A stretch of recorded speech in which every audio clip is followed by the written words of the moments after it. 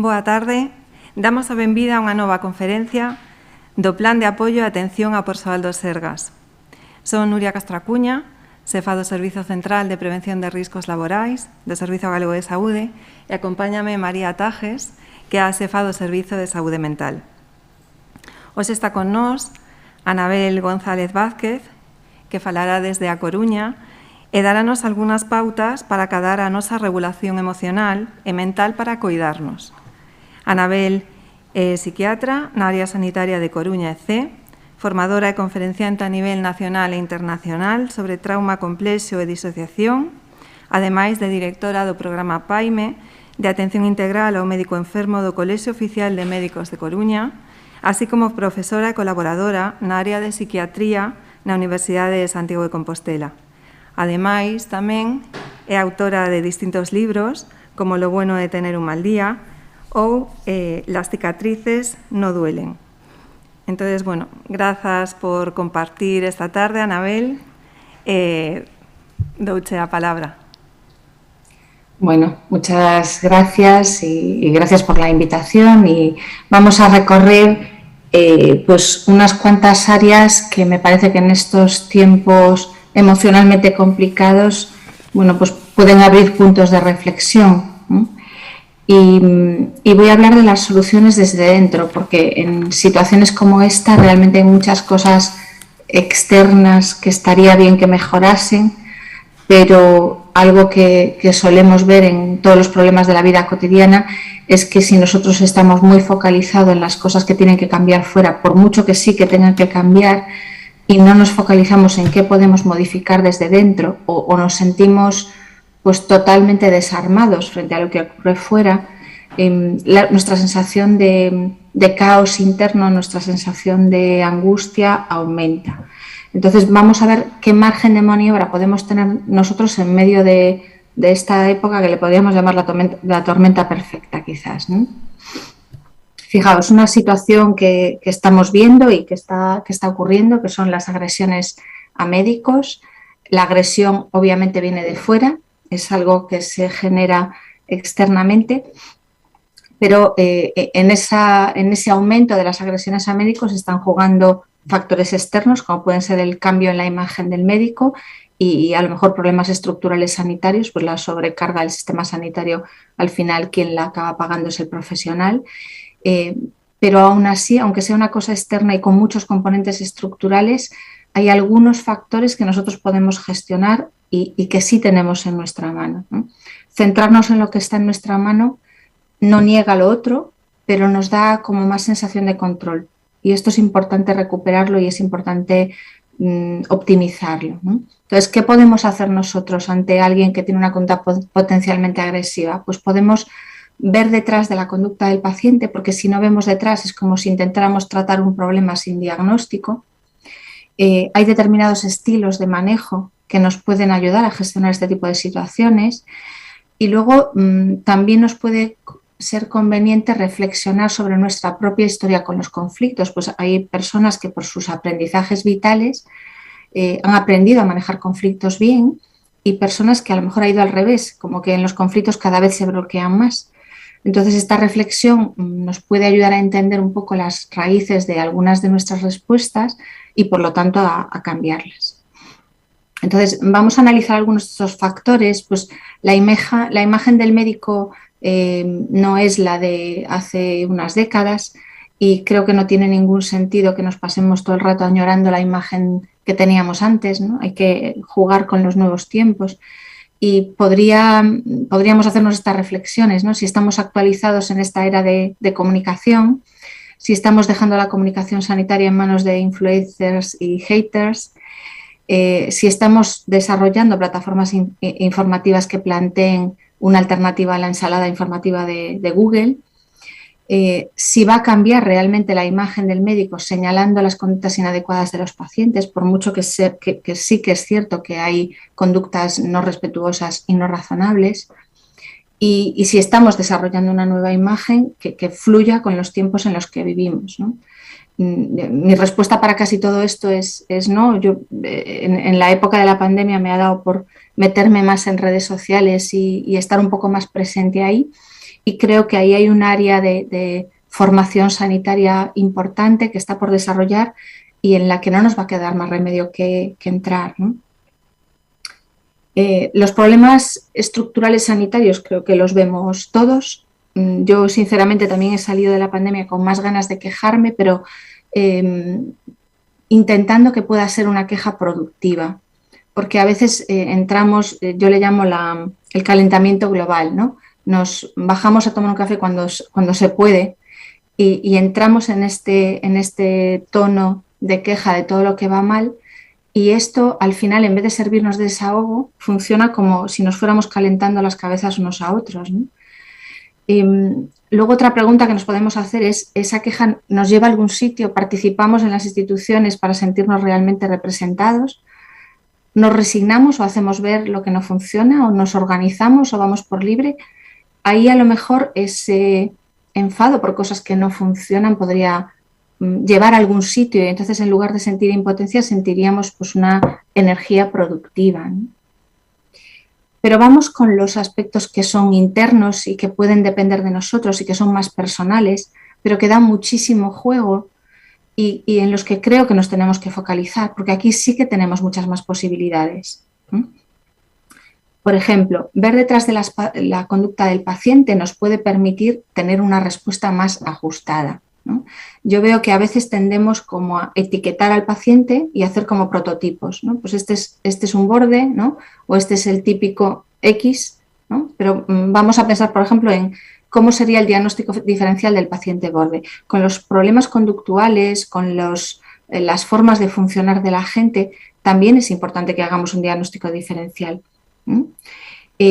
Las razones por las que una persona se pone borde pueden ser porque lleva 3 meses esperando y desesperando por una prueba que es importante, ¿no? O que para él subjetivamente es importante, porque es una persona que ya de por sí tiende a agobiarse por cosas malas que podrían pasar, con lo cual el nivel de angustia siempre sube, porque tiene muchos otros problemas, a lo mejor importantes o mucha colección de problemas y nosotros pasábamos por allí y la pillaron con nosotros, porque está asustado, porque se siente inseguro y lo compensa imponiendo su visión y creyéndose siempre en posesión de la verdad, porque ha tenido una historia de violencia intrafamiliar en la infancia grave y las respuestas violentas no las gestiona bien, porque se siente impotente quizás en otras áreas y necesita control y a través de dominar o de imponerse intenta reconquistar ese control que no siente, porque su padre murió de síntomas parecidos a los que él tiene ahora, porque cree que si no grita no será escuchado,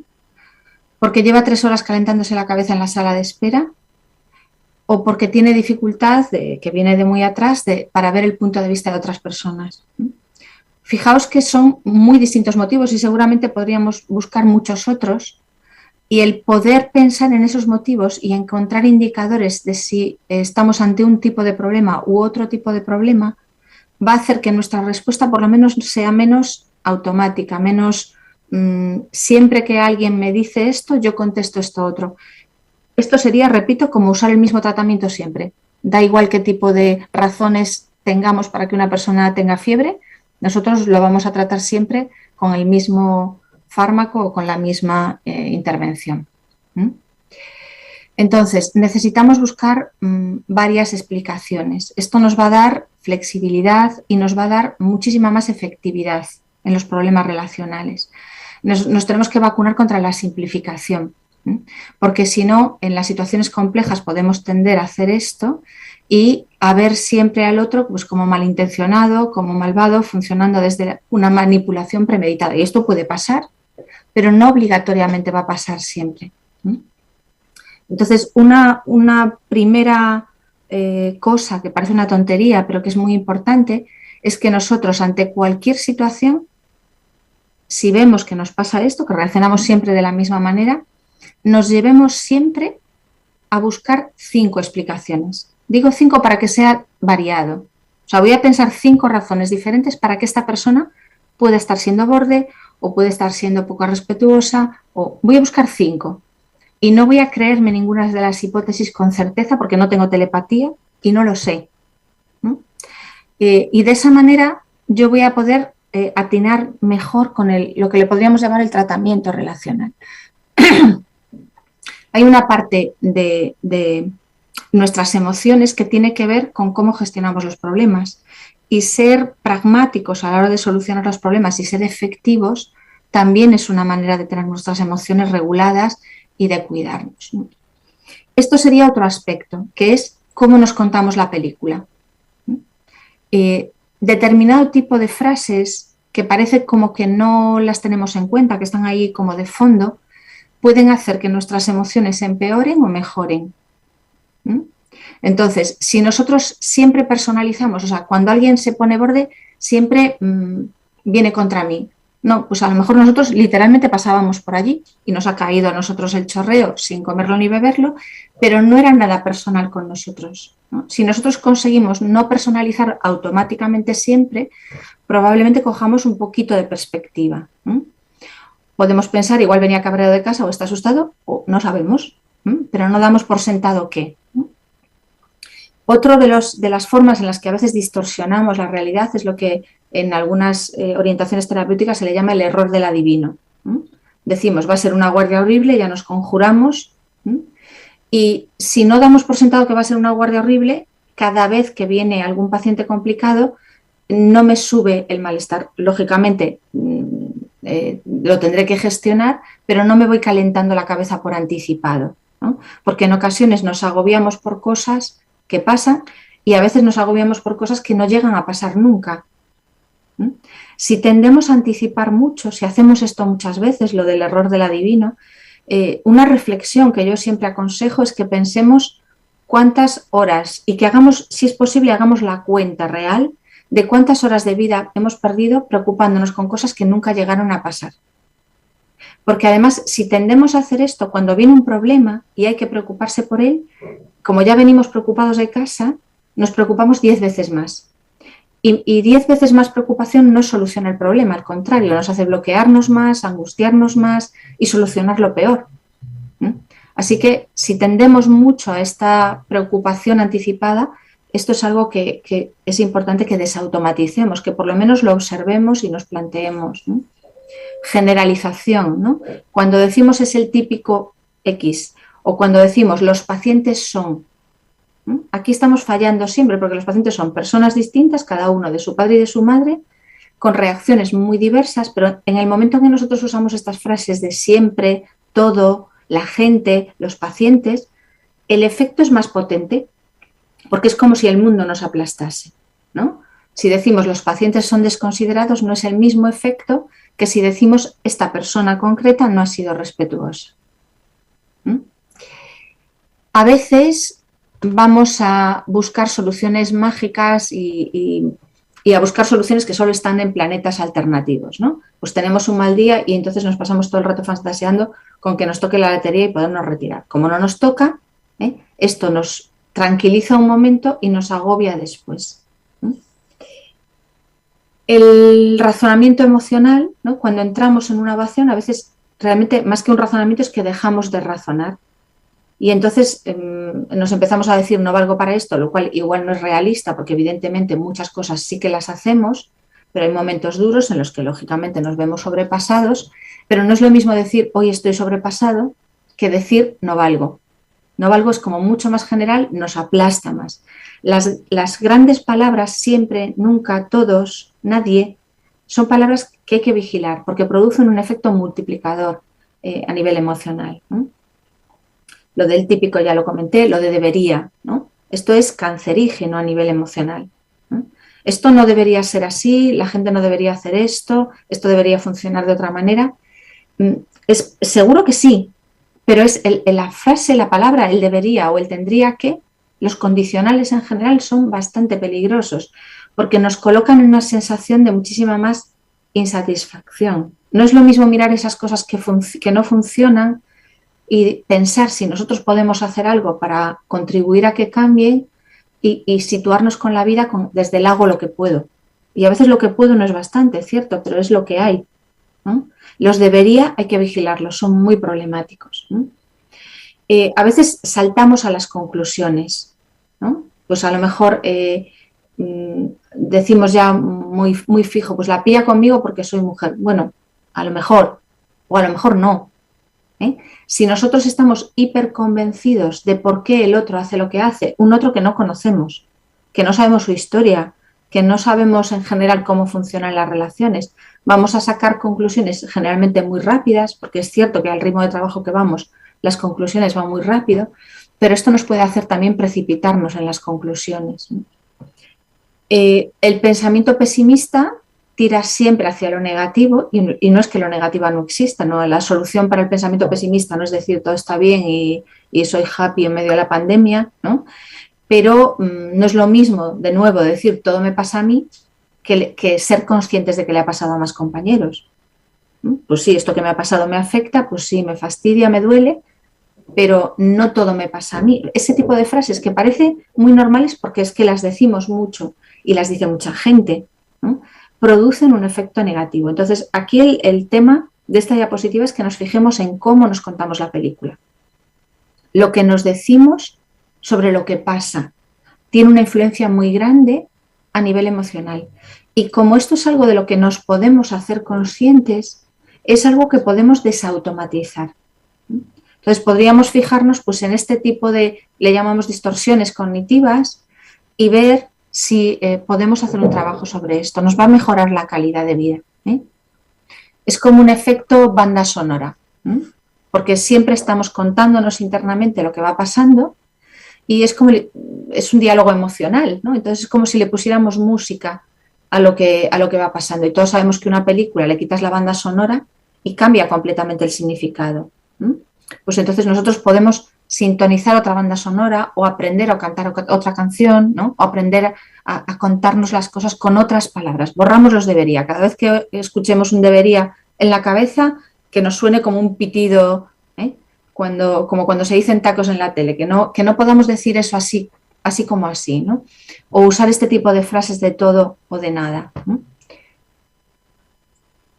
Si alguno veis que os pasa esto, yo os voy a dar algunas lecturas, ¿vale? Que son todos libros de autoayuda, pero buenos, ¿no? Porque en autoayuda hay muchas cosas, pero hay literatura realmente bien fundamentada y que está basada en terapias y en orientaciones terapéuticas que tienen muchos estudios detrás. La terapia cognitiva tiene muchos estudios detrás y este es un libro que habla de la depresión, pero en general habla del desánimo, de la tristeza, del agobio, ¿no? de qué cosas nos pueden generar peores emociones de las que tenemos o pueden empeorar las emociones que tenemos. Entonces, si os interesa, este es un libro que yo creo que puede ser interesante para trabajar un poquito este tema más a fondo.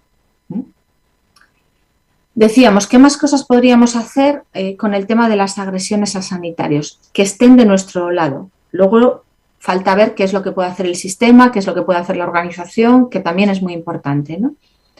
El manejo asertivo. Nosotros le llamamos asertividad a las formas de comunicación que permiten decir las cosas con firmeza, sin ceder, pero sin alterarnos, ¿no? Está en el medio entre ponernos a la altura de alguien que nos está agrediendo y agachar la cabeza y hacer lo que nos digan, ¿no? Esta zona intermedia es la que nos interesa poder gestionar, ¿no? Entonces, ¿a qué le llamamos asertividad? Pues a una serie de capacidades que tienen que ver con, pues esto, la reacción ante las situaciones de conflicto, pero sobre todo se juega mucho en cómo gestionamos las críticas. ¿Qué hacemos cuando alguien nos critica o nos juzga?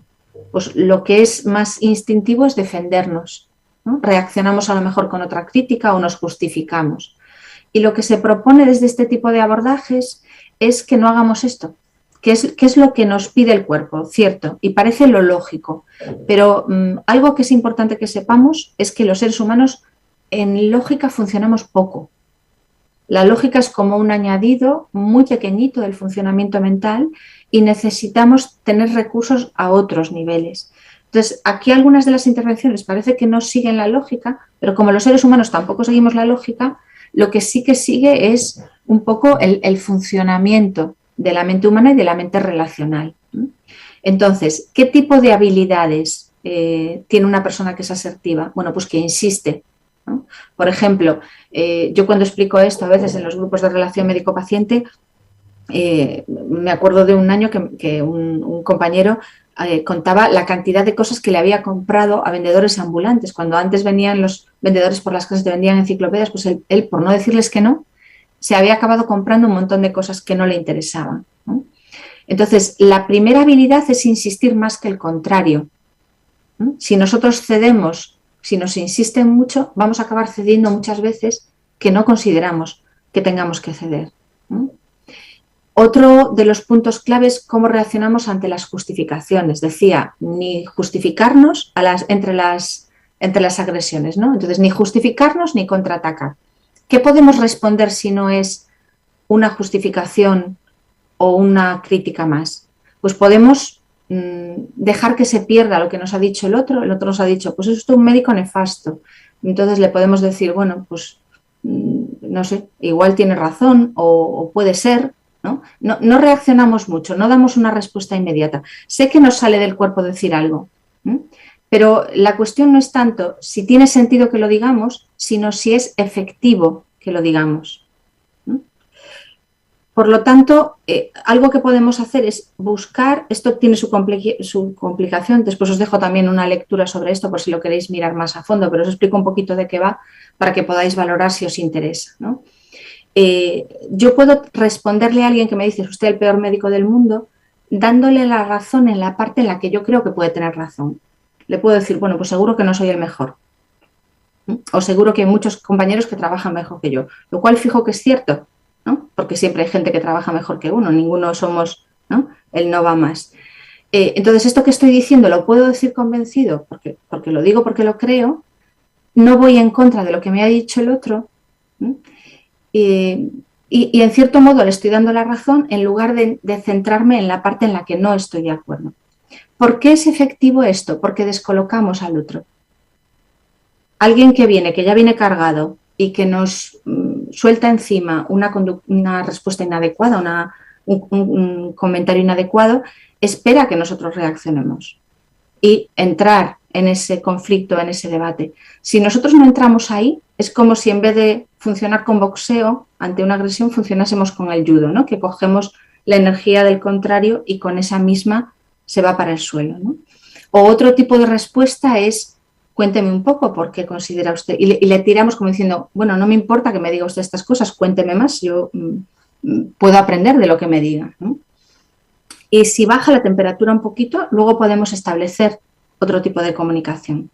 Generalmente, cuando una persona tiene dificultades para este tipo de respuestas, al principio no se siente nada cómodo respondiendo a estas cosas, parece como que estás cediendo o que estás agachando la cabeza, pero si ves que empiezas a manejar la relación, después la sensación cambia totalmente. Lo que se propone en este tipo de entrenamiento en asertividad es aprendámonos unas cuantas respuestas, ensayémoslas con situaciones que no son extremadamente difíciles y después vamos a poder practicarlas en situaciones mucho más complicadas. Y cuando hayamos practicado ya veremos que nos sentimos más seguros, pero la seguridad viene después, no viene antes. Esto es como, sabéis que hay dos escuelas fundamentales de cómo se hace una persona actora, ¿no? Y para el entrenamiento de actores algunos interiorizan el personaje, se hacen una idea de cuál ha sido su historia emocional, entran un poco en ese registro. Y hay otra escuela que también ha dado actores estupendos, que lo que hace es copiar la conducta. Copia la conducta externa, los gestos de la cara, el tono de la voz, la postura, y a partir de ese exterior interioriza el personaje. Esto sería como esto segundo, esto que estoy diciendo de la asertividad.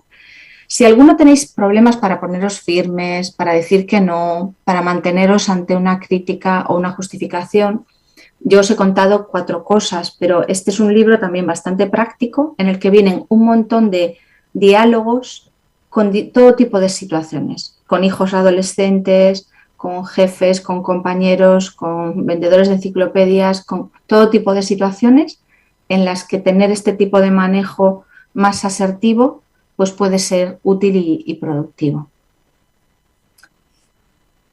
También es interesante, esto es otro área de la psicología que tiene que ver con hablar de cómo nos estamos relacionando. No vamos a entrar en el tema de si hay o no que hacer esta prueba o de si es esto lo que le pasa o lo que no, ¿sí? Sino que vamos a intentar hablar de otras cosas, ¿no? Podemos hablar de que yo entiendo que se siente agobiado porque lleva mucho tiempo esperando, y aquí es muy importante no meter ningún pero. Si metemos un pero, estropeamos la intervención. Aprovechamos para meter la cuña publicitaria y lo estropeamos, ¿no? Yo primero entiendo lo que el otro está sintiendo y el otro, al sentirse entendido, igual baja un poquito. Y después ya hablaremos de otra cosa, pero esta sería una parte, ¿no? O puedo hablar de, me está usted haciendo sentir mal, ¿no? O me está haciendo sentir como si yo no le quisiese ayudar, ¿no? O vamos a intentar hablar de otra manera, porque de esta manera que estamos hablando creo que no nos vamos a poder entender. Vamos a hablar de cómo nos estamos relacionando. Pero no estamos hablando de la prueba, hay que sacar un poco como el contenido del medio. Aquí no os dejo ningún libro porque los libros que hay son más técnicos y entiendo que serían, bueno, pues como más especializados. Os voy a dejar algunos libros que sean pues para público general, ¿no? Y luego otra cosa que también es interesante es que pensemos si nosotros llevamos particularmente mal los conflictos, y podemos mirar alrededor y ver más o menos cómo lo maneja la media de nuestros compañeros. Hay gente que en los conflictos, bueno, pues le dan más o menos igual y los maneja y se queda de lo más peinado, y hay gente que los evita a toda costa, y luego todo tipo de posibilidades y de variantes. Nosotros, cuando estamos ante una situación, nuestro cerebro automáticamente va a buscar referencias en nuestros aprendizajes. Por lo tanto, si nosotros tenemos historias previas con los conflictos, que igual no tienen nada que ver con el ambiente laboral, pues conflictos familiares, conflictos en las relaciones, lo que sea, todo lo que tiene que ver con conflictos, nuestro cerebro lo puede conectar. Y ahí a lo mejor hacer un trabajo, esto ya tendría que ser pues, por lo menos un trabajo de entender nosotros esas conexiones. Podemos preguntarnos, vamos a ver, mi reacción ante esta situación que yo tengo delante, ¿es totalmente de esto? ¿Esta situación tiene envergadura como para generarme esta reacción? ¿O es que a mí se me están conectando otras cosas? Esta sensación yo la he tenido antes.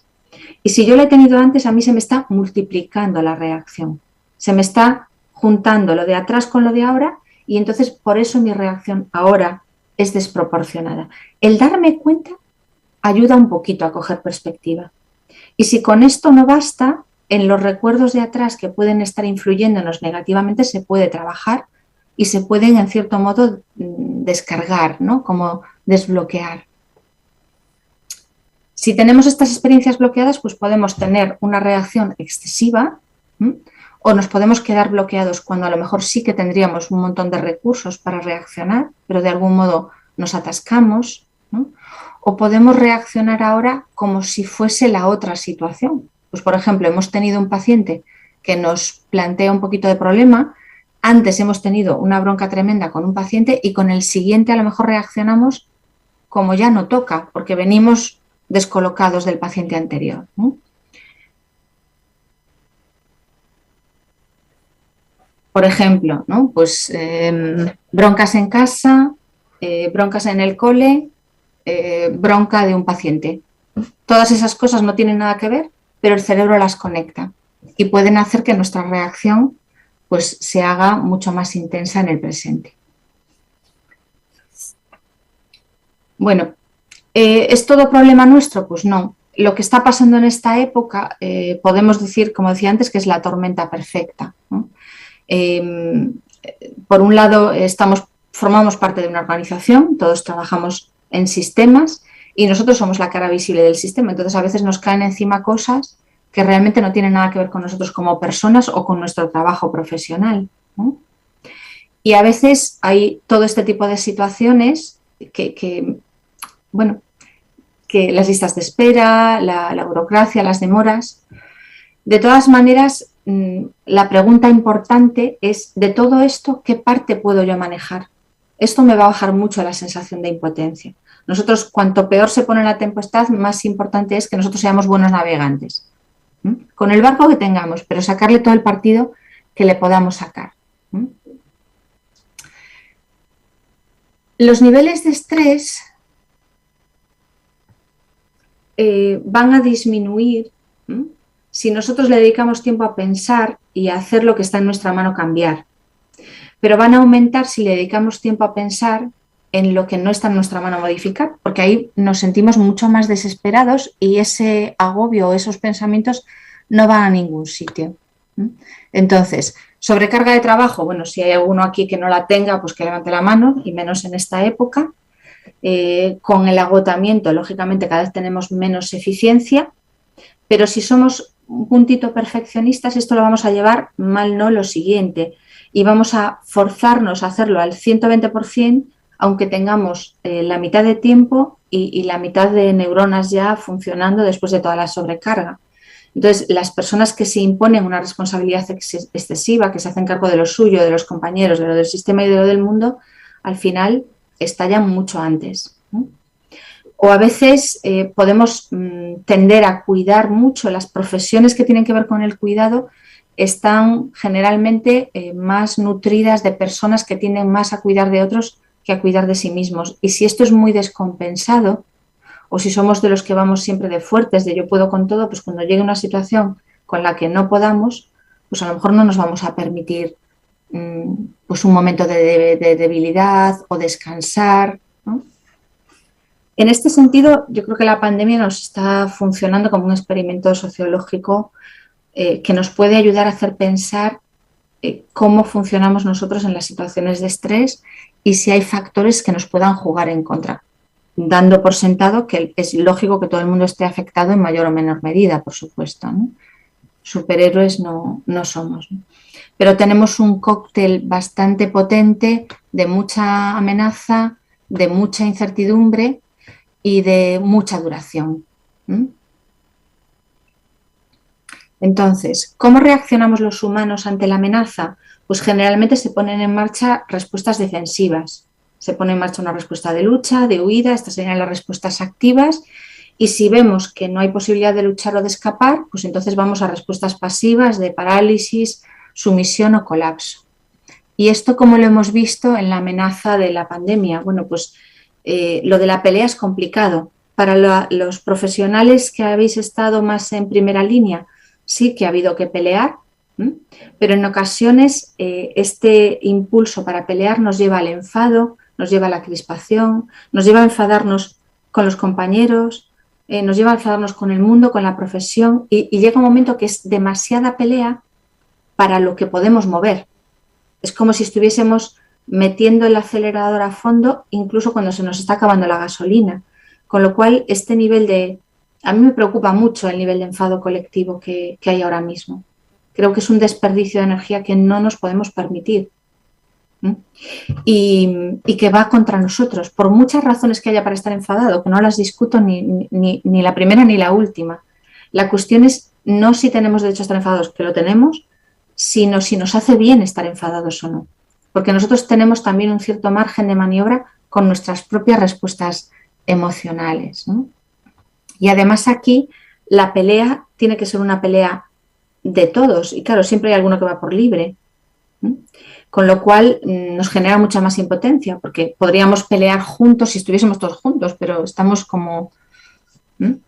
Entonces el instinto de lucha se vuelve enfado, se vuelve irritación, y entonces, y como tengáis cuenta en Twitter, ya es el horror, ¿no? Ahí ya mucha gente que se ha ido quitando de las redes sociales, y si estás en ellas hay que intentar estar muy zen, porque ahí se entra muchas veces en estos circuitos de calentamiento global, de qué mal lo hace todo el mundo, y ahí fundimos la energía que no tenemos.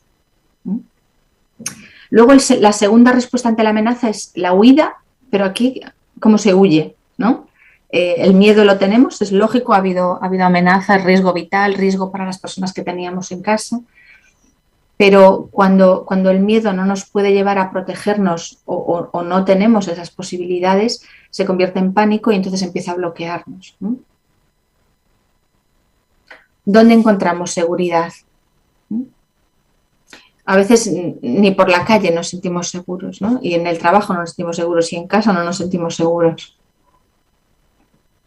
Otra reacción es la parálisis. Yo creo que esto lo hemos visto ya a nivel de todos los países, a nivel institucional, ¿no?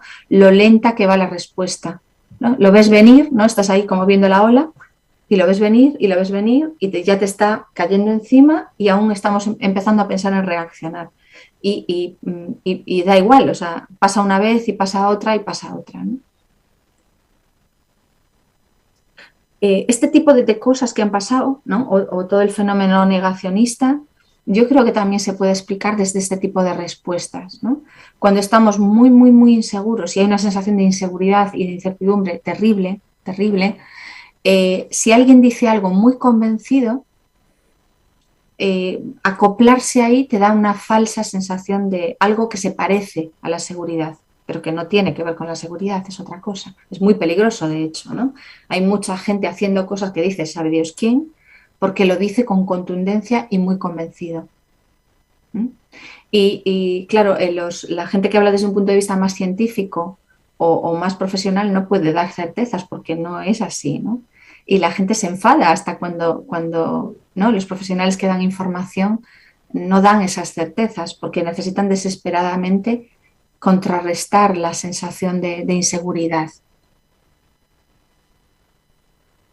Y lo que hacemos cuando no podemos hacer nada más es venirnos abajo y esto bueno, es absolutamente comprensible y pienso que muchos de vosotros habéis tenido esta sensación de colapso, de venirse abajo, porque ha habido muchas situaciones frente a las que no se podía hacer nada, ¿no? O por lo menos no ni lo mínimo, ¿no? Cuando nos venimos abajo lo que necesitamos es sentir apoyo. Lo que nos puede compensar este tipo de reacciones es sentir el apoyo de los demás, ¿no? Pero algunos, pues esto de abrazarse, bueno, ya que los abrazos están como contraindicados, ¿no? Pero el sentir el apoyo de los demás, hay gente como que se retrae. Y entonces lo que nos podría ayudar en estos momentos, que es la conexión, nos privamos de ello. Y si aún encima estamos enfadados con los demás o nos enfadamos por todo con cualquiera, ese apoyo que nos podría contrarrestar una parte importante de lo que está ocurriendo, no lo vamos a poder tener, ¿no? Esto nos hace también más vulnerables a la traición, ¿no? Los seres humanos no estamos preparados para que el daño venga de los que se supone que son de los nuestros, a los que estamos intentando ayudar o los que se supone que tienen que estar de nuestro lado, ¿no? Los que nos aplauden a una hora, nos escriben cosas en el coche a otra hora, ¿no? Y la vivencia de traición, ¿no? O cuando las instituciones no miran por las personas concretas o no se acercan a ver cómo están las personas concretas, a veces porque también los que están en las instituciones están viviendo la misma amenaza. Una cosa que hemos vivido en esta época es que esto nos afecta a todos y que todos estamos por debajo de nuestro nivel óptimo de funcionamiento. Entonces, muchas veces los coordinadores, los que gestionan, los que están dirigiendo, también estaban en shock. Pero la percepción de las personas que están a cargo puede ser de traición, de traición institucional, ¿no? Y esto supone algo mucho más difícil que el peligro en sí o que el daño en sí, ¿no? Otra cosa que también se ha vivido en esta etapa son estas sensaciones de desrealización, ¿no? Todo ha cambiado tanto, las referencias de cómo saludar, de cómo abrir una puerta, de cómo hacer un montón de cosas que teníamos totalmente automatizados son diferentes y la sensación de estar en la realidad está tocada, ¿no? Y esto lo describen muchas personas, no necesariamente pacientes, ¿no? La sensación de que todo es como extraño, ¿no? Y han pasado muchas cosas aquí que eran hasta cierto punto inimaginables y difíciles de procesar. Otro punto de reflexión es cómo nos llevamos con la incertidumbre, porque hemos tenido un experimento de incertidumbre absoluto al máximo y cuando parece que va terminando, pues aún hay más, ¿no? Y hay personas que por su historia, por su forma de funcionamiento, la incertidumbre fluyen en ella bastante bien. Estos están más preparados para una tormenta perfecta como esta. Pero las personas que tienen más tendencia al control, que cuando hay una situación siempre le dan una sola explicación, que les gusta saber siempre lo que se puede esperar, que les gusta tener todo previsto y controlado, pues claro, ahora mismo están totalmente cao. Y la solución no es intentar controlar, la solución es intentar desarrollar un poquito de tolerancia a la incertidumbre, no queda otra que nos lleve a algún sitio. Así que, bueno, una reflexión que podemos hacernos es si nosotros somos de los que llevamos bien la incertidumbre o no. Esto también se puede practicar, esto también se puede cambiar, pero bueno, hay que hacer un proceso ya de comprensión, ¿no? Todos los temas de los bulos probablemente también tengan, esto lo comentaba Marta García ayer en un libro que no me acuerdo qué es, si le llamaba lo impredecible o bueno, no me acuerdo ahora. Entonces, cuando estamos en una situación de mucha incertidumbre y tenemos muy mala tolerancia a la incertidumbre, buscamos historias convincentes. Y si hay alguna que nos da la razón en algo, aunque sea un prejuicio o una idea loca, nos da igual. Bajamos muchísimo el listón en estas situaciones. Necesitamos seguridad. Entonces, los estereotipos, las frases hechas y los eslóganes nos dan eso y nos aferramos a eso.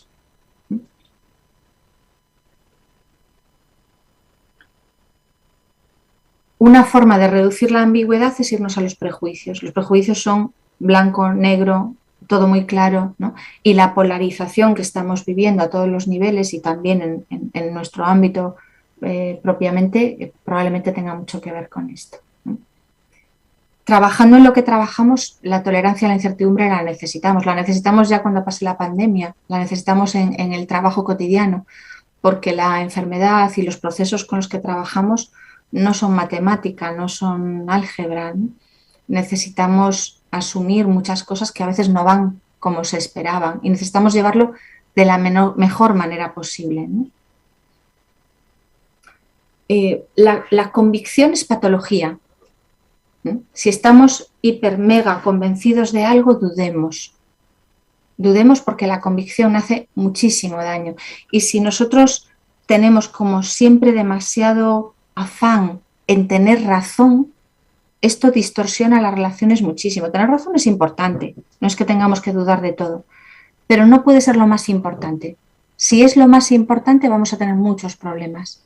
Hay veces que uno puede saber que no tiene la razón, que tiene la razón, y si no se la dan, pues puede pasar un poco del tema. Si no podemos pasar nunca, cuando creemos que tenemos razón, vamos a tener muchos más conflictos de los necesarios.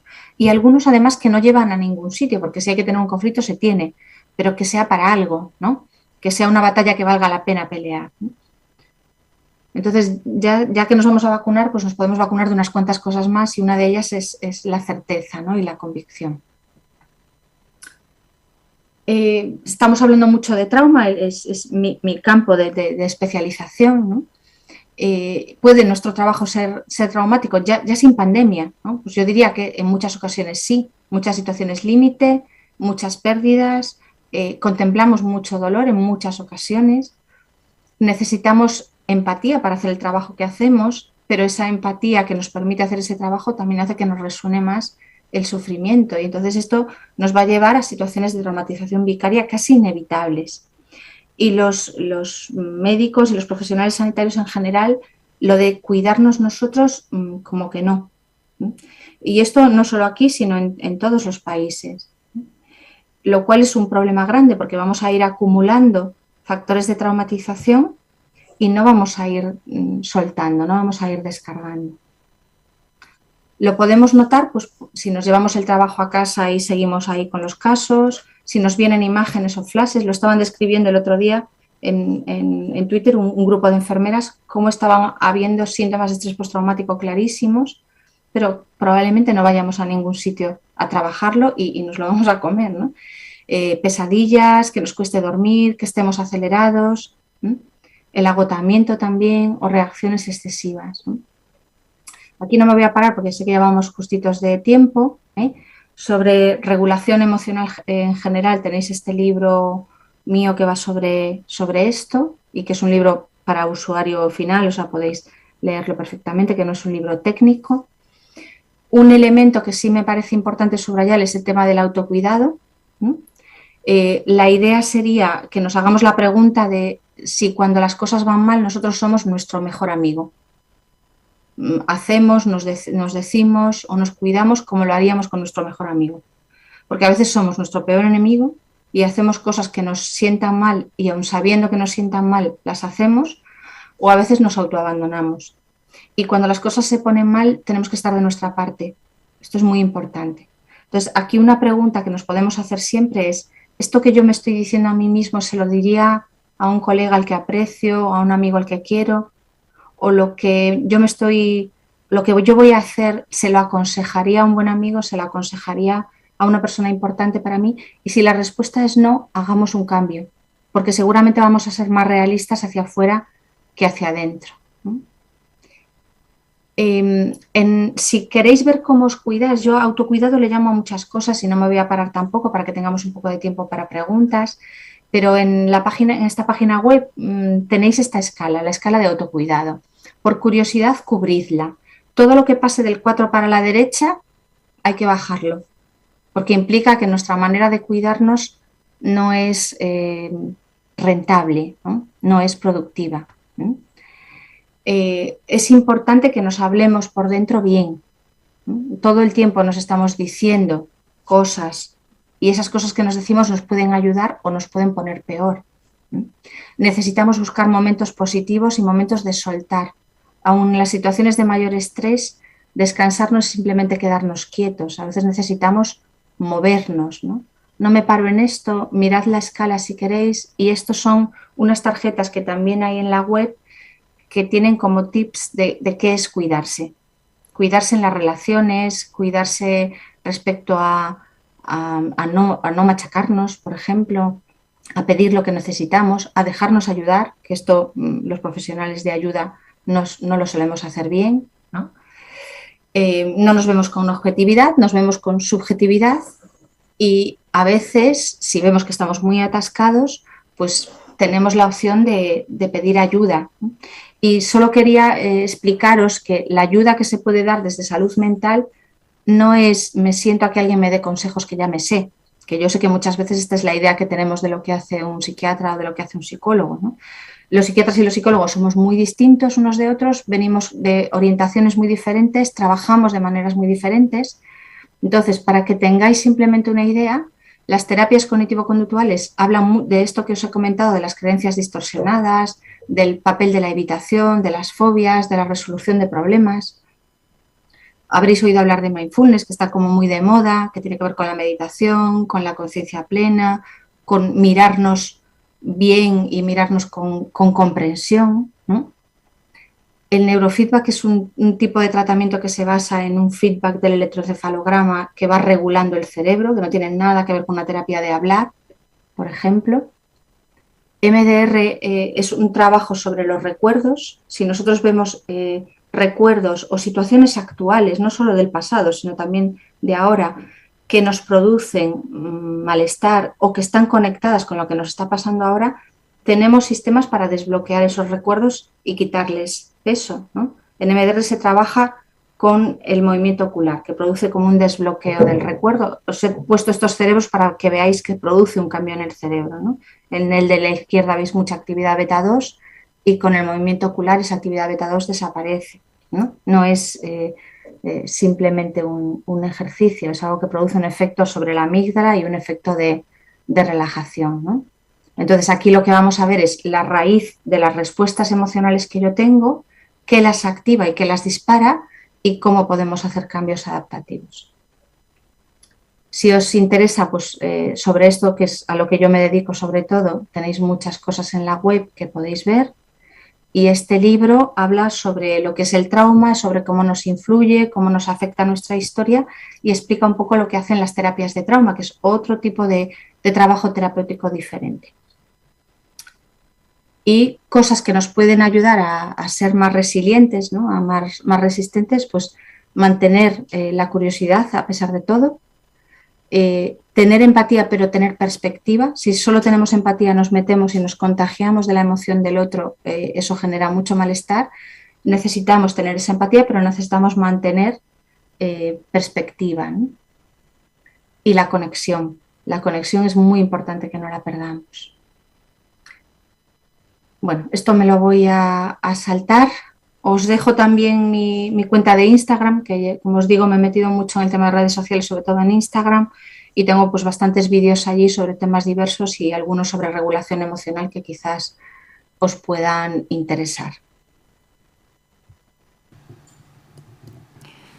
Bueno, muchísimas gracias, Anabel. La verdad es que, bueno, a mí personalmente me ha gustado muchísimo, lo estábamos comentando María y yo, pues mientras te escuchábamos.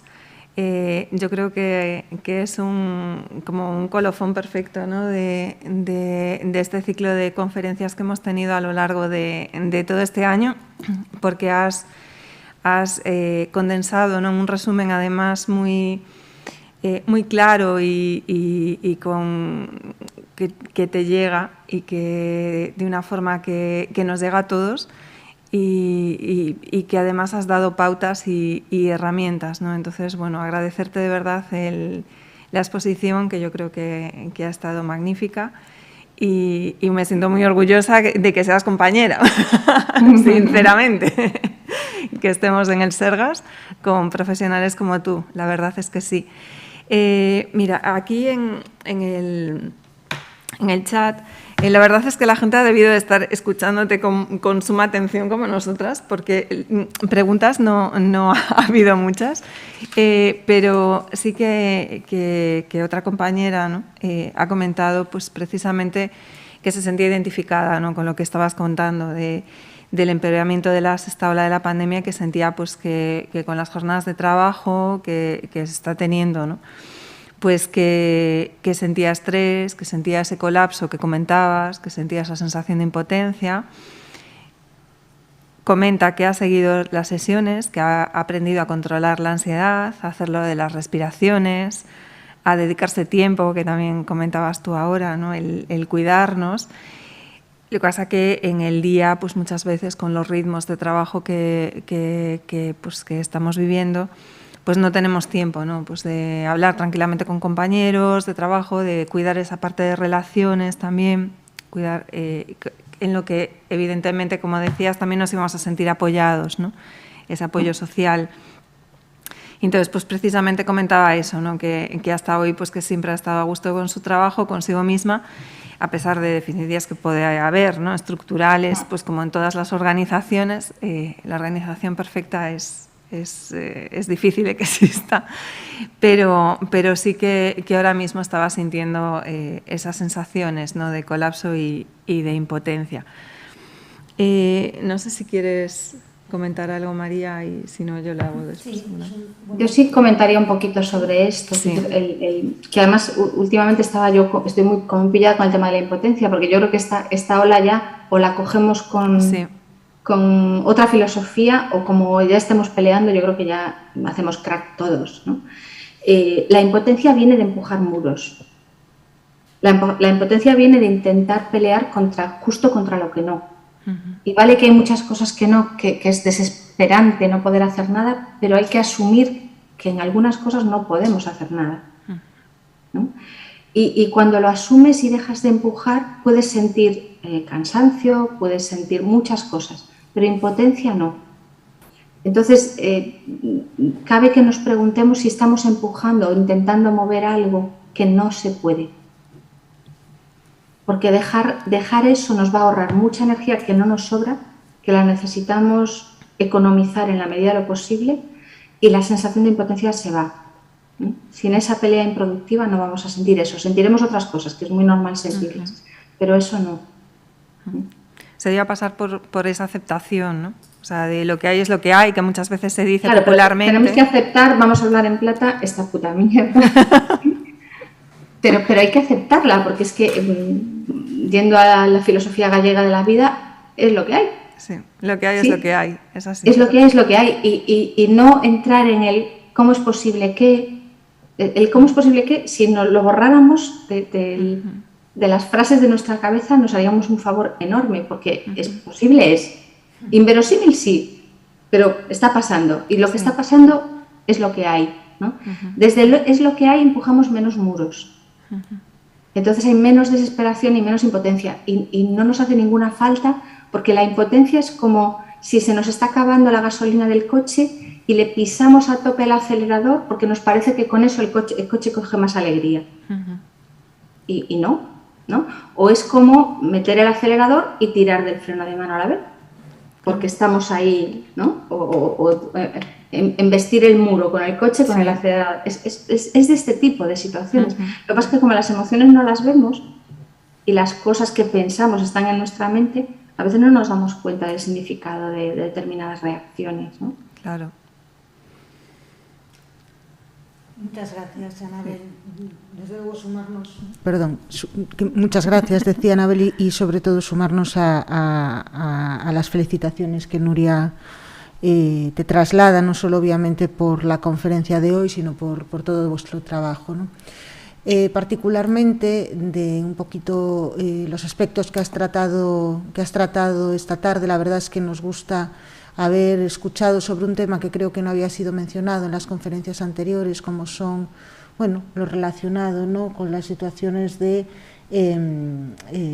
violencia, ¿no?, verbal o incluso física, que a veces se están ejerciendo contra los profesionales sanitarios y que es una situación que va a un aumento y que obviamente pues hay que poner todos los medios para intentar que esa situación pues cese, ¿no?, y deje de ocurrir. Creo que ha sido verdaderamente certero que hayas traído pues ese tema a este contexto, ¿no?, que no lo habíamos mencionado. También, si me permitís, un poco hacer una reflexión sobre algo que comentabas, ¿no?, que es la falta de seguridad como un factor determinante de la parálisis, del miedo y del pánico, ¿no? Y quizás es algo que todos, de alguna manera, creo que estamos empezando a percibir. La falta de seguridad en diferentes ámbitos, ¿no?, propiciada desde luego por un virus como un factor amenazante, pero no solo por el virus, sino por la inestabilidad socioeconómica, etcétera. Y al mismo tiempo esa falta de seguridad que también se genera de la falta de la confianza, ¿no? A veces de la falta de la confianza en nuestros propios compañeros, en nuestros superiores, en la organización, en nuestra vecindad, ¿no? Yo creo que a veces hemos perdido, ¿no?, esa capacidad de cohesión social que nos proporciona la confianza en el otro, y que eso muchas veces pues en profesiones como la sanitaria y desde luego en otras donde la vocación de ayuda está ahí, si las personas a las que ofrecemos nuestros servicios no confían en nosotros, no confiamos todos en nosotros mismos, pues aparecen esas sensaciones de traición, de indefensión y de pánico. Entonces me parece como muy interesante trabajar en restablecer la confianza hacia todos, hacia el trabajo de todos, ¿no? Y eso probablemente evitaría bulos o situaciones no deseables con respecto a la gestión en concreto de la pandemia. Y no podía evitar, al oírte hablar, pensar en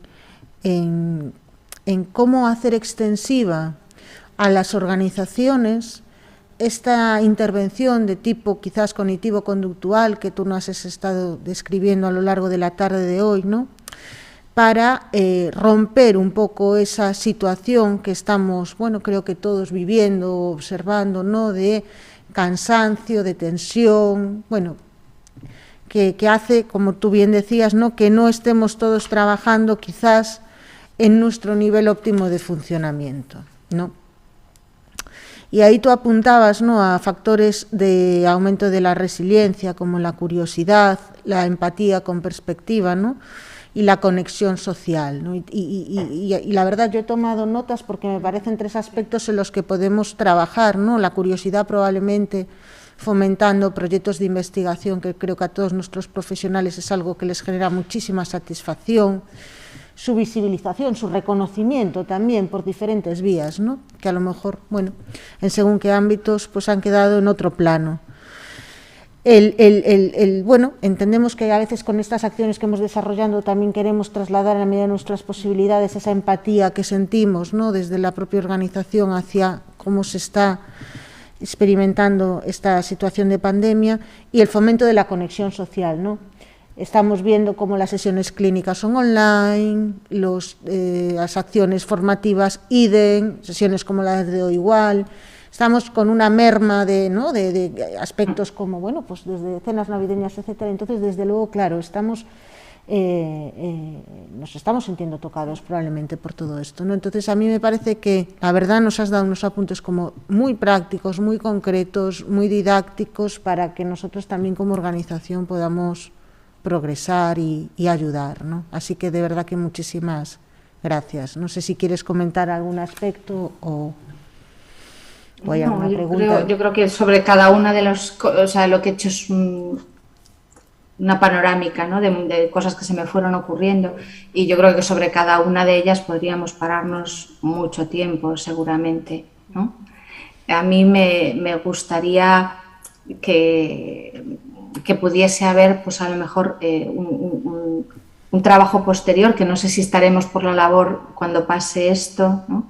de recuperarnos o de hacer grupos un poquito más terapéuticos, ¿no? de poder interactuar con los compañeros en grupos más pequeños, porque muchas de estas cosas nos pueden dejar residuos tóxicos que a lo mejor el tiempo solo no recoloca, ¿no? Y bueno, a ver si es posible, y si el hecho de que se empiece a hablar de estos temas entre los propios profesionales pues ayuda a que nos cuidemos nosotros también un poquito, ¿no? O que nos demos cuenta de que es importante, que yo creo que ya es mucho, ¿no? Totalmente de acuerdo, la verdad es que sí, eso es un poco el espíritu, ¿no? de este ciclo de conferencias, y de intentar, pues bueno, ir, como tú comentabas y estaba comentando también María, ¿no? Al estar en un entorno sanitario, al final casi nos dejamos para después, para después de después de después. Y es importante cuidarnos porque ha sido fundamental el trabajo durante toda la pandemia, y sigue siendo, y se está pidiendo mucho, pues claro, de cara a la ciudadanía, que pues al final somos un sistema sanitario, pero también somos personas, ¿no? O sea, por mucho que seamos personal de la sanidad, entonces ese lado humano hay que cuidarlo. Y me vino a la mente lo que estabas comentando, ¿no? Antes, de lo de empujar el muro, que me gustó muchísimo la metáfora. Y que tiene que ver también a veces que entramos en pensamientos en bucle, ¿no? Esos pensamientos, mi diálogo, lo que me voy contando, esa banda sonora, y empiezo en bucle, en bucle, en bucle. A lo mejor, ¿cómo podíamos hacer para, cuando yo siento que estoy en bucle, ayudarme a mí misma a frenar y para cuidarme precisamente, e intentar cambiar esa música que estoy escuchando de fondo?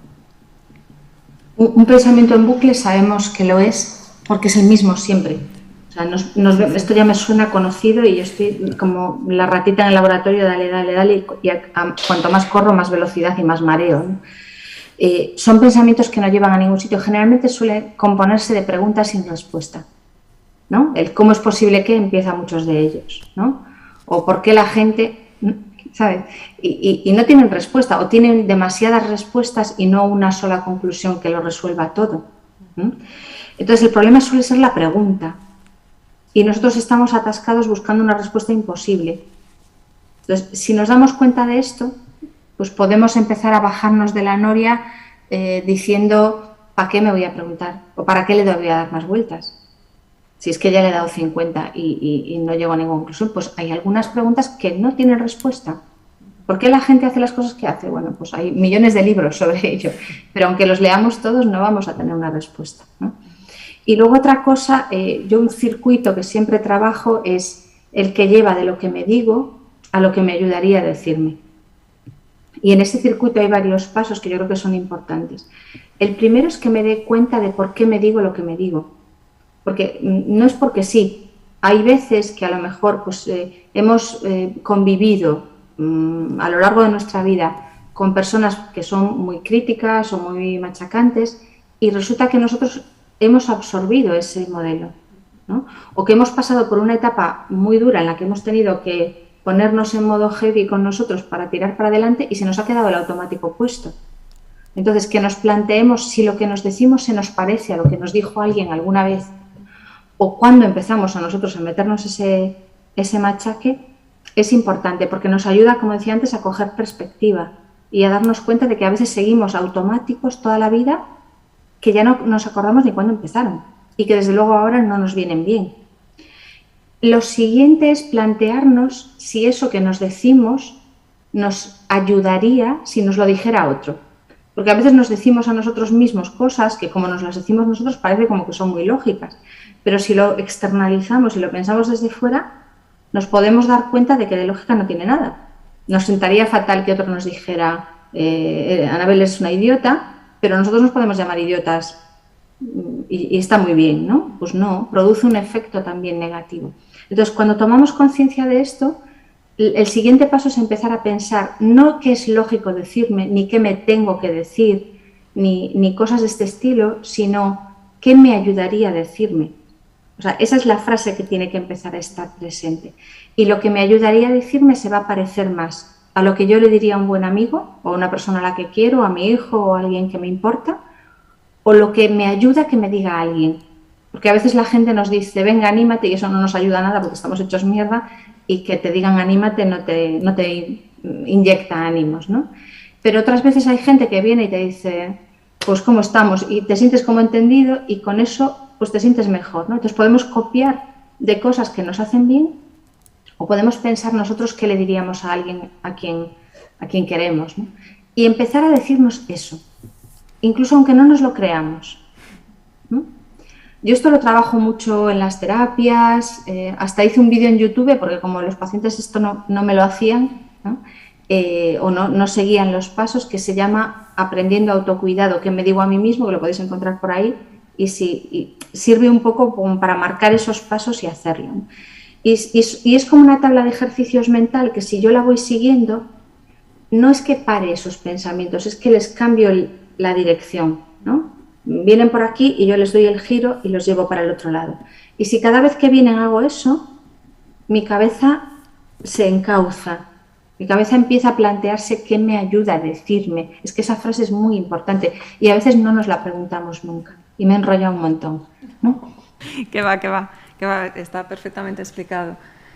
No sé si tienes alguna pregunta. Bueno, yo solo una idea que también me vino, y es que todo lo que estabas comentando, ¿no? De cara al paciente, ¿no? A la etiqueta del paciente o así, ese paciente borde que hablabas antes, en realidad también en los equipos de trabajo pues todos podemos tener un mal día y todos podemos tener pues a lo mejor pues un pronto, un momento o a lo mejor pues la forma de comportarse de unos, pues como decías, que también cada uno es de su padre y su madre, y yo creo que lo que has trasladado y comentado del paciente también lo podemos trasladar a estos equipos de trabajo, ¿no? Fíjate, de hecho es algo que nosotros trabajamos mucho con las familias respecto a los niños, ¿no? Es totalmente distinto decirle a un niño eres un vago que decirle no estás trabajando nada. Si nosotros vemos las conductas y no etiquetamos a la persona, nuestra actitud cambia. Y esto en general nos valdría para movernos por el mundo. Cuando etiquetamos a la gente, los hacemos entrar en una categoría cerrada. Este es lo que sea, tanto en positivo como en negativo, ¿no? Y esas categorías además a veces son muy polarizadas. Entonces, o eres majísimo o eres gilipollas. Entonces, al final acabamos viendo el mundo en blanco y negro, y el mundo no es así. Esta es una de esas distorsiones que comentábamos. Y nosotros nos vamos a crispar más. No es que nos tenga que caer bien todo el mundo, ¿no? Pues vamos a tener nuestras preferencias, por supuesto, ¿no? Pero cuanto más radical sea nuestra descripción, menos realista es y peor nos vamos a sentir nosotros. Si yo veo algo que no me gusta, bueno, pues yo puedo pensar qué hago con esto, ¿no? Digo algo, no digo algo, cómo me muevo, cómo me coloco yo respecto a esta persona, que a lo mejor está haciendo cosas que me molestan y me las puedo hacer. Pero en toda esta descripción yo no he metido ninguna categoría para incluir a esta persona, ¿no? Esto es un ejemplo muy, muy pequeñito, ¿no? Pero habría muchas más cosas de relaciones. Es que nosotros trabajamos con relaciones. Trabajamos con relaciones porque trabajamos en equipos y ahí hay que relacionarse, y trabajamos con pacientes y ahí hay que relacionarse, en unas especialidades más que en otras, pero en general tenemos mucho componente relacional. Y yo creo que esto no lo aprendemos, no nos lo enseñan en la facultad, y luego funcionamos en base a nuestra bendita intuición.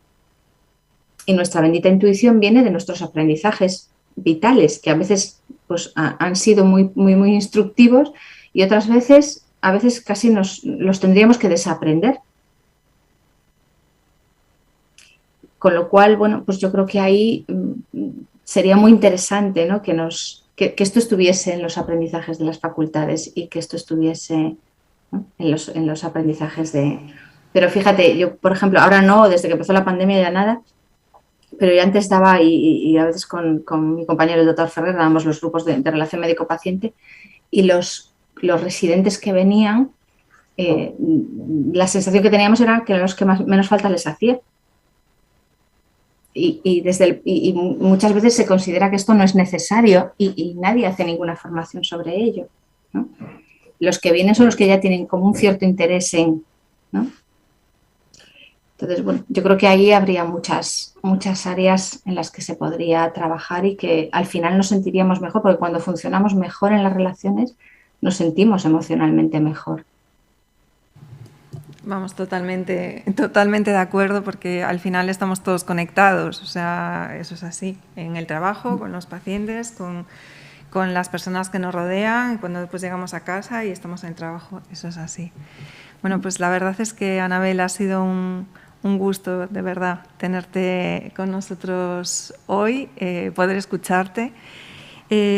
Solo recordar que bueno, los contenidos de las conferencias se van a ampliar, de este semestre se van a ampliar con cursos de autoformación, precisamente como comentabas que de cada uno de los apartados se podían comentar muchas cosas, pues los profesionales van a poder tener esa oportunidad de ampliar los conocimientos. El curso que va a acompañar a esta conferencia se titula Autocuidado emocional, optimizando nuestros recursos personales. Comentaros que todas las conferencias también de todo este ciclo pues, están en la plataforma interna Mestre a vuestra disposición y que os animamos a participar, ¿no? de las conferencias, a visualizarlas, a participar en los cursos de autoformación. Y no sé si María quieres... Sí, ademais de remarcar a disponibilidade dos contidos deste ciclo de conferencias na plataforma de autoformación, pois, por suposto, aproveitar esta última das conferencias, non, para mostrar o noso agradecemento dende a Subdirección Xeral de Atención Primaria, a Dirección de Asistencia Sanitaria, a poder ter traballado co persoal da Dirección de Recursos Humanos neste proxecto, non? Creo que a verdade foi unha oportunidade de xuntar proxectos, de facer sinerxias e de que isto siga servindo para no futuro poder abordar estas cuestións que xa temos detectado, non? Como a que comentaba Anabel hoxe. Dende logo estar absolutamente agradecidos a ACIS polo seu apoio, polo seu compromiso, polo traballo dos seus profesionais, especialmente a persoa que nos fai sempre aquí os apoios técnicos, que é Manuel Rendo, que está esta tarde, pois como sempre, aquí connosco. Sí. Así que, de verdad, gracias, Manuel.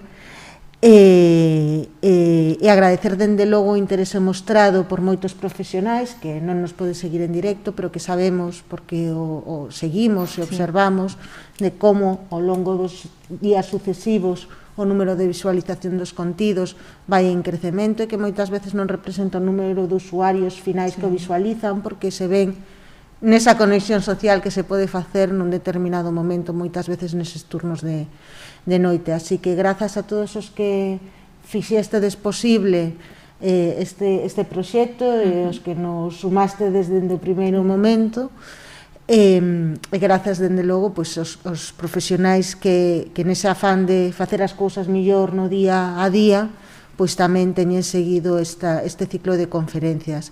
E a todos os que ao longo destes últimos meses pois nos tedes acompañado para axudarnos nesta tarefa. Pois sí, moitísimas grazas por estar aí, por participar, por sumar. Como decía María, a sinerxia, ¿no? Es seguir continuando en unha suma, ¿no? entre todos. Así que nada, ata pronto e felices festas.